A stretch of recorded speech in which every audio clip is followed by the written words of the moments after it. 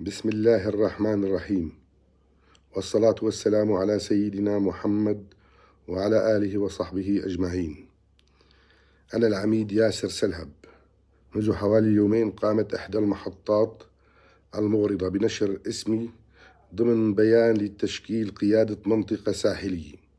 أؤكد لكم بأنني لا علاقة لي بمثل هذا البيان ولم أنتسب له، وأنا خارج القطر منذ حوالي الشهرين، ولم أتواصل مع أحد من القيادة العسكرية المذكورة، وأنا ضد كل ما يحصل وليس لي علاقة بكل الأحداث الجارية. وأؤكد على السلم الأهلي وعلى أن الدم السوري على السوري حرام.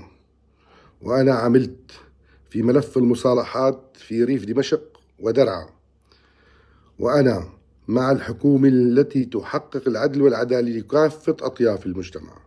والسلام عليكم ورحمة الله وبركاته.